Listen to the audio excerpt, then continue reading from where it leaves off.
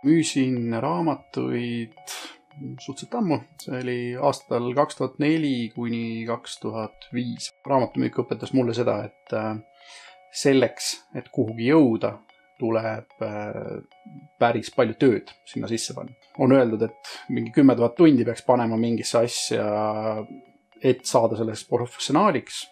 Ütleme nii, et natuke nutti on, siis võib-olla saab 5000-ga hakkama, aga sisuliselt ikkagi see on meeletu hulk tööd. See on, ma arvan, põhiasi, mis ma raamatumüügis selgeks sain, et asjad ei tule nii lihtsalt. Et kui ma kuskilt koolipingist tulin, siis maailma asjadest sain suhteliselt hästi aru. 2 päeva enne eksamit nagu ülikoolis õppida ja ülejäänud nagu semester suhteliselt vabalt võtta oli nagu niisugune, ütleme nii, et tavaline. Aga raamatumüügis ja nagu elus tegelikult niisuguseid shortcut'e on vähe.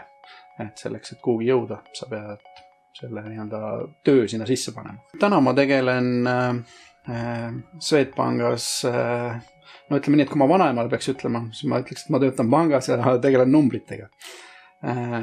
Kui ma kellegile ütleme, enda vanusele inimesele seletan, siis ma ütlen, et ma tegelen analüütikaga. Kui nüüd vaadata tänast tööd ja pangandust, siis üks asi, mis kindlasti alati jääb, on enesemüümine. Sa lähed uuele tööintervjuule, et see enesemüümise osa jääb ja see enesekindlus, mis sul on sellest, et sa oled nagu 1000 uksel seisnud või 10 000 või mis iganes numbril ustel, et see jääb. Et suvalisele inimesele nagu ennast tutvustada, midagi rääkida, see nagu ei pane higistama nagu tavalist siukest ülikooli lõpetanut, et sellise närvi saab, ma arvan, SVT-s nagu täiesti maha. Kui mina oleksin nagu praegu ülikoolis ja mul tekiks nagu olukord, et kas peaks nagu raamatuid müüma minema või mitte, siis ma arvan, et põhiargument minu jaoks oleks ikkagi päeva lõpuks see, et okei, kogemus ja CV ja kõik muu, aga need inimesed, kellega sa koos seda teed, jäävad ikkagi sind läbi elu saatma ja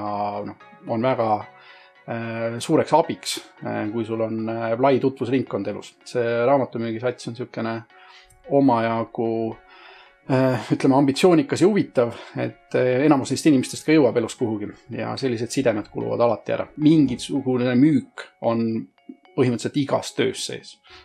Okei, kui sa oled nagu nurgas kuskil programmeerija, sa võib-olla on seda natuke vähem, aga isegi seal sa pead oma ülemusele vahetevahel nagu müüma, et see alati jääb ja ma arvan, et see on põhiline.